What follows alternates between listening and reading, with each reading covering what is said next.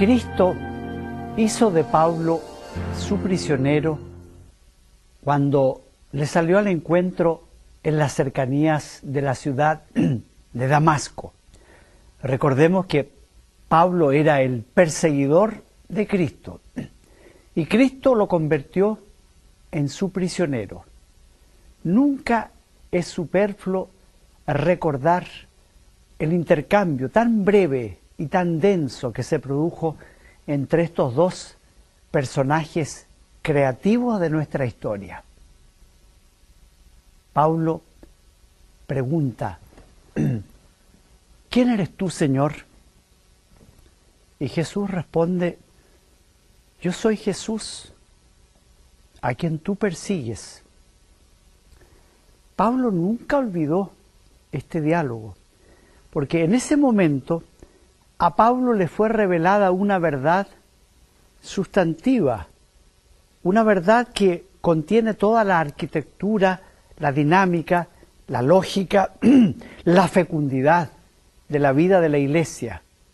Y esa verdad es que Cristo y su Iglesia conforman una unidad inseparable, una alianza esponsalicia, una sociedad verdaderamente conyugal, de la cual se puede y se debe decir: lo que Dios ha unido, que no lo separe el hombre. Al prisionero de Cristo en ese momento le fue revelado que Cristo y la Iglesia o están juntos o no está ninguno de los dos. No existe desde luego una Iglesia sin Jesucristo, pero Jesucristo no quiere estar sino en la Iglesia. Pablo fue muy consecuente con la revelación que Jesús le hiciera de esta verdad. Si uno sigue los pasos que fue cumpliendo Pablo después de su encuentro con Cristo en las afueras de Damasco, ve que todos sus pasos tienen un denominador común. Pablo escucha a la Iglesia. Pablo coopera con la Iglesia. Pablo reconoce, honra y fortalece la autoridad de la Iglesia. Pablo no hace nada que pueda perjudicar la unidad, la vitalidad, la honra, el crecimiento de la Iglesia. Pablo empeña su vida, como antes lo hiciera Cristo, por amor a la Iglesia. Y cuando él en su carta a los Efesios, a la manera de una especie de sello, de resumen de lo que Cristo es para la Iglesia, dice del Señor: Cristo amó a la Iglesia y se entregó por ella para que sea santa, inmaculada, de resplandeciente belleza. Sin saberlo, sin pretenderlo, Pablo estaba escribiendo su propio leitmotiv, su propia razón de ser: amar a la Iglesia como Cristo la amó y entregar la vida para que la Iglesia sea santa, inmaculada y resplandeciente. Les hablaba yo de los pasos que Pablo emprende inmediatamente después de su encuentro con Cristo en las afueras de Damasco. Lo primero que Jesús le dice a Pablo es que tiene que ir donde un hombre que se llamará Ananías. Ahí comienza Pablo a entender que en adelante cada paso suyo deberá cotejarse, confrontarse, cerciorarse con la autoridad de la Iglesia, que en ese momento se llama Ananías. ¿Tiene Pablo la humildad de aceptar que un tal vez desconocido le imponga las manos, le imparte el sacramento del bautismo y como fruto de eso caen unas como escamas de sus ojos que le impedían ver? De inmediato, siguiendo la moción del Espíritu, se retira Pablo, como era conveniente, al desierto, en una región de Arabia. Pero luego su primera iniciativa es ir a Jerusalén para consultar con los que él llama las columnas de la Iglesia: Pedro, Santiago y Juan. Y él da la razón para estar seguro de no haber corrido o estar corriendo en vano. ¡Qué hermosa afirmación! Si uno corre con lo mejor de sí, si uno empeña su máximo esfuerzo, pero al margen de la autoridad de la Iglesia, sin consultar con la Iglesia, o yendo a contracorriente de lo que la Iglesia enseña, uno ha corrido en vano, que es la prueba más evidente de la necedad, de la estulticia, de invertir la vida, el esfuerzo, la fe en algo que finalmente no valió la pena, porque Cristo no acepta que su nombre se invoque, que algo se diga que se hace en el nombre de Cristo cuando se hace sin la Iglesia, en paralelo a la Iglesia o contra la Iglesia. Cristo ya lo había dicho respecto a sus apóstoles: el que a vosotros escucha, a mí me escucha. El que a vosotros desprecia, a mí me desprecia. A Pablo nunca se le podrá reprochar haber incurrido siquiera remotamente en esa falta de delicadeza para con la voluntad de Cristo. Cada paso lo va cotejando minuciosa, delicada, humildemente Pablo, con las columnas, con las autoridades de la Iglesia. Es así como él, cada vez que está en Jerusalén, visita a Pedro, coteja su doctrina con la doctrina que Pedro y la tradición ha recibido del Señor.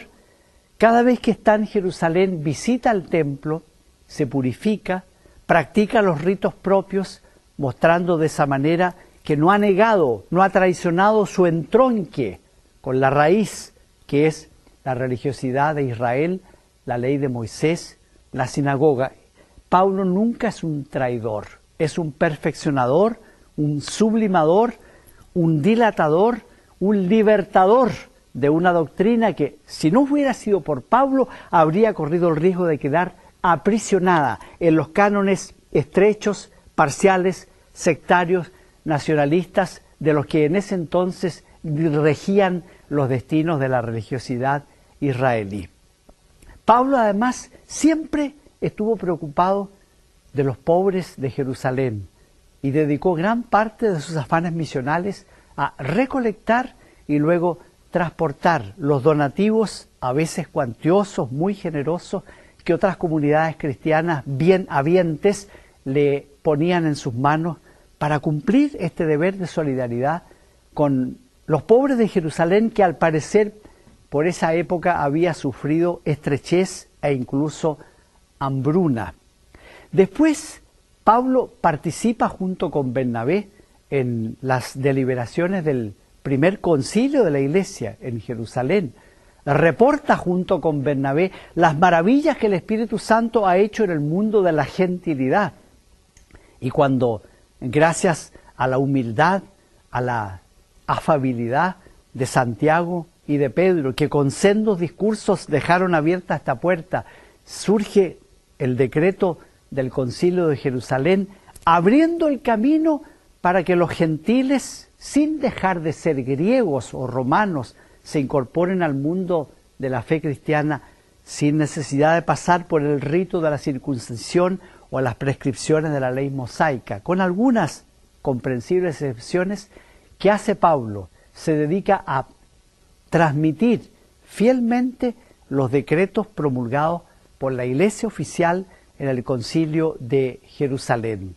Este rasgo de la vida de Pablo es verdaderamente admirable. A Pablo nunca se le pudo reprochar algo semejante a un caudillismo, a una búsqueda de protagonismo personal. Si hay algún acento característico en todas sus exhortaciones, en cada una de sus encíclicas, al principio, al medio y al final, es: permanezcan unidos, concordes, unánimes, todos profesen una misma fe, todos alimenten y se alimenten de una misma esperanza, todos profésense la delicadeza de la caridad. Él no acepta que algunos digan: mire, yo soy de Pablo, yo soy de Pedro, de Cefas, yo soy de Apolo, yo soy de Cristo. Así que Cristo está dividido, dice él en la primera carta a los Corintios. Mire, uno lanza la semilla, otro le pone el riego, otro le pone el fertilizante, pero el que da el crecimiento es uno solo, es el Espíritu Santo, es la gracia de Cristo. Definitivamente Pablo no quiere nada con sectarismos, con caudillismos, con divisiones, con partidos que se neutralizan y se agreden mutuamente. La iglesia es una, Cristo es uno, el Espíritu Santo es un espíritu de unidad, de orden y de paz. Esa es la primera lección que queremos recibir del apóstol Pablo. La iglesia y Jesucristo son uno solo. Recurre Pablo en sus epístolas a dos preciosas imágenes, dignas de un maestro. Al maestro se le reconoce porque apunta a lo esencial mediante conceptos e imágenes meridianamente claros. La primera imagen o concepto que él utiliza para enseñar qué es la iglesia es la del cuerpo místico de Cristo. Lo pueden encontrar en la primera carta a los Corintios, a partir del capítulo 10 y siguientes. Dice, Cristo es un cuerpo, tiene una cabeza. La cabeza es Cristo. Los miembros son quienes, por la fe, se han adherido a la vida, al pensamiento, a los sentimientos, al destino de Cristo. Naturalmente los miembros parecen tener distinta función y algunos creen distinto valor. Unos son ojos, otros son manos, otros son pies. Hay miembros a los que se llena de gran honor y hay miembros que parecen viles, casi vergonzosos, prácticamente innombrables. Pero he ahí la novedad, el grito de Pablo: en el cuerpo de Cristo ningún miembro sobra. No hay miembros inútiles, no hay miembros de segunda o de tercera categoría. Todos valen, porque todos han sido redimidos por la sangre de Cristo y todos por la fe se han ensamblado, se han injertado en la única cabeza. Por eso no puede el ojo decirle a la mano, no te necesito. No puede la cabeza decirle al pie, sale para allá, no te necesito.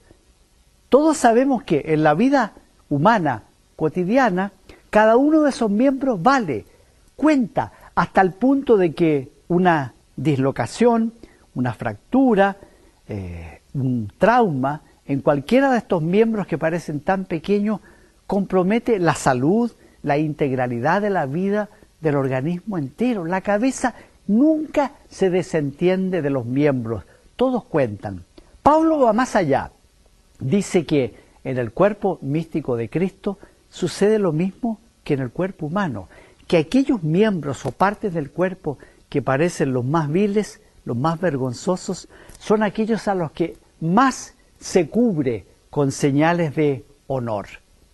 Uno ya cree estar reescuchando la profecía del juicio final, cuando Cristo imparte sentencia de condenación o de eterna salvación, según el cuidado amoroso, según la ternura misericordiosa con que hayamos prestado atención a los miembros que parecen los más viles, los menos importantes. Esos, los menos importantes, son los que tienen mayor importancia a los ojos de Cristo. Y el servicio que se les presta a los menos importantes es el servicio que más cuenta a la hora del juicio final. Primera lección que nos deja Pablo en su teología de la iglesia. La iglesia es un cuerpo donde nadie sobra, donde están todos perfectamente coordinados en función de la única cabeza que es Cristo. Pero Pablo va más allá y luego introduce una segunda imagen para explicar lo que es la iglesia. Lo hace especialmente en su epístola a los Efesios, cuando dice que Cristo y la iglesia están unidos en un santo matrimonio. Ese es el matrimonio original. El otro, el que conocemos aquí en la tierra, es un signo suyo, aquí en el espacio y en el tiempo nuestro. Pero el verdadero matrimonio es el de Cristo y su esposa la Iglesia, del cual el nuestro es un signo sacramental. Hermosa realidad en la que Pablo no es tampoco un innovador, porque la imagen de un Dios desposado con su pueblo se encuentra en el anuncio de los profetas, particularmente el profeta Oseas, pero nunca alguien se había atrevido como Pablo a materializar de una manera tan bella y tan concreta la relación de Dios con la humanidad o con un pueblo determinado como lo hizo en relación a Cristo y su esposa la Iglesia. Cristo amó a la Iglesia, dice en la carta a los Efesios, y se entregó por ella, la alimentó con su palabra, la purificó con su sangre, porque la quería bella, digna, resplandeciente, santa, inmaculada. Así ama Cristo marido, Cristo esposo, a su digna mujer, a su digna esposa, la Iglesia. Y sobre esta realidad construye Pablo toda su hermosa teología de la liturgia y de los sacramentos. ¿Por qué los sacramentos son tan hermosos? Recuerden que hemos hecho en años pasados toda una serie sobre las 7 maravillas. ¿Y por qué son tan maravillosos los sacramentos? Porque son la obra de Cristo sacerdote y de su esposa, la Iglesia. Y por ser obra de Cristo sacerdote y de su esposa, la Iglesia, los sacramentos, como toda acción litúrgica, son la acción más excelente de la Iglesia. No hay ninguna otra acción de la Iglesia que se le pueda comparar a la acción de la liturgia y de los sacramentos, ni en cuanto a su valor, en cuanto a su belleza y en cuanto a su eficacia. Pablo valoró mucho esta dimensión litúrgica, sacramental, de la relación de Cristo sacerdote con su esposa, la Iglesia. Habló del bautismo. La teología bautismal que Pablo nos propone especialmente en la carta a los Romanos y en la epístola a Tito, no deja espacio para la duda. Por el bautismo hemos sido injertados, implantados en Jesucristo. Por el bautismo nos hemos despojado del hombre viejo, nos hemos revestido del hombre nuevo, nos hemos vestido de Cristo Jesús. Por el bautismo hemos ya participado en la muerte y sepultación de Cristo y hemos ya emergido con Él a la vida, a la glorificación, a la esperanza de vida eterna. Pablo también impuso las manos y podríamos decir que impartió el sacramento de la confirmación. Pablo sanó enfermos, ya recordábamos en una de nuestras primeras reflexiones de esta serie cómo hubo una región en que la gente simplemente aplicaba pañuelos y lienzos que hubieran estado en contacto con los ropajes o con la persona de Pablo, se los aplicaban a los enfermos y de inmediato sanaban y los espíritus malos huían de ellos. Sí, Pablo conocía el rito de la unción de los enfermos. Y Pablo nos dejó en la primera carta a los Corintios una admirable síntesis de la Eucaristía. Las palabras con que Pablo recuerda la institución de la cena eucarística son prácticamente las mismas que el sacerdote repite al momento de consagrar el cuerpo y la sangre de Cristo. Por eso tenemos en Pablo tal vez el mejor testigo de esta hermosa tradición eucarística. Y vean ustedes cómo se preocupaba Pablo de cuidar el ornato, la belleza, el decoro, la congruencia de la celebración eucarística. Cómo reprende él con qué severidad a quienes hacían de la celebración eucarística, de la ágape, un pretexto para celebrar orgías, comilonas, borracheras, donde quedaban estrepitosamente al desnudo las estridentes desigualdades sociales entre ricos y pobres. Pero la Eucaristía es el sacramento de la unidad, de la concordia, de la comunión, y ustedes lo convierten en ocasión de manifestar las divisiones, los abismos entre ustedes. Y seguía él hablando de la Eucaristía. cuidado el que se acerque a comer el cuerpo y a beber la sangre del Señor sin hacer el debido discernimiento, es decir, sin tener en cuenta la congruencia del signo eucarístico. Aquel que dice, yo soy de Cristo, y para probarlo toma el cuerpo y bebe la sangre de Cristo, y actúa siempre contra los sentimientos de Cristo, está incurriendo en una felonía, está haciéndose reo del cuerpo y de la sangre del Señor. Naturalmente, Pablo ordenó sacerdotes, ordenó probablemente obispos, por ejemplo, Timoteo y Tito. Pablo conocía el valor de la imposición de las manos y cómo el Espíritu Santo constituye a una persona en un elegido, en un puesto aparte, un separado, un enviado por el Espíritu Santo en misión. Pablo conoce, atesora y pide que se cuide con máxima delicadeza ese tesoro maravilloso de la vida litúrgica. Vida litúrgica que es la expresión de Cristo sacerdote y su esposa la Iglesia, y que se manifiesta hoy día con particular belleza y eficacia en el sacramento de la confesión. Porque la Iglesia, es cierto, no puede perdonar nada sin Cristo, pero Cristo no quiere perdonar nada sin la Iglesia. A su esposa amada, que es la Iglesia, Cristo le ha dado una dote nupcial, y esa dote nupcial es la gratuita participación en la potestad que es exclusiva de Dios y de Cristo, perdonar los pecados. Hablando de la teología y de la visión que Pablo tiene de la Iglesia, hay que mencionar dos conceptos: comunión y misión. Pablo conoce muy bien el sentido hebreo y griego de la palabra eclesia. La eclesía significa la convocación, es decir, el llamado a permanecer unidos. No puede darse una iglesia sectaria, una iglesia de partidos que se oponen, que se agreden recíprocamente. Por eso Pablo cuida con máxima delicadeza de padre y de madre lo que él llama la koinonía, es decir, la comunión de los fieles. Por favor, relean las epístolas, vean cómo en todas las epístolas surge un tema recurrente. ¿Quieren ustedes complacerme? ¿Quieren ustedes llevarme al máximo del gozo? Permanezcan unidos.